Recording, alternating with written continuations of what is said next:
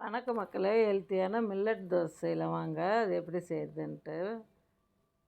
வெள்ளை சோளம் வந்து ஒரு கப்புங்க, கேழ்வரகு ஒரு கப்பு, கம்பு ஒரு கப்பு, ஒரு கப்பு பச்சரிசி, கருப்பு உளுந்து ஒரு கப்பு, துவரம்பருப்பு ஒரு கப்பு, வெந்தயம் போட்டுக்கோங்க,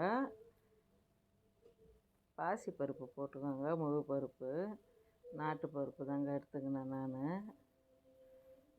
நல்லா கழுவிட்டு தண்ணி ஊற்றி ஊற வச்சுருங்க. ஒரு 3 மணி நேரம் ஊறட்டும். காஞ்சி மிளகாய் போட்டுக்கோங்க. அது ஊறி அதை வந்து அரைச்சோம்னா டேஸ்ட்டாக இருக்கும். ஒரு கப்பு தேங்காய் எடுத்துக்கோங்க.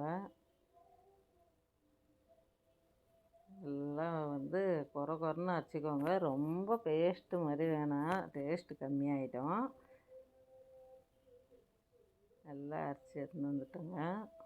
கல் உப்பு போட்டு புளிக்கு போடலாங்க. புளிக்கலைன்னா கூட டேஸ்ட்டாக தான் இருக்கும். சீரகம் கொஞ்சோண்டு போட்டுக்கோங்க.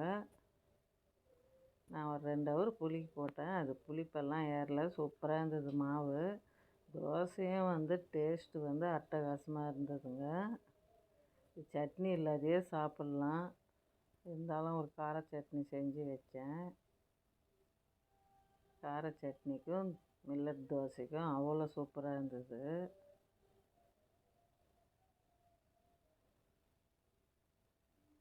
குழந்தைங்களுக்கு வந்து இது மாதிரி செஞ்சு கொடுங்க. இந்த காலகட்டாயத்துக்கு குழந்தைங்களுக்கு இது மாதிரி தான் செஞ்சு கொடுக்கணும்.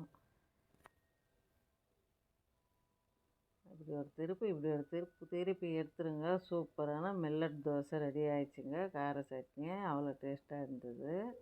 இந்த வீடியோ பிடிச்சிருந்தா லைக் பண்ணுங்கள், ஷேர் பண்ணுங்கள், கமெண்ட் பண்ணுங்கள், சப்ஸ்கிரைப் பண்ணுங்கள்.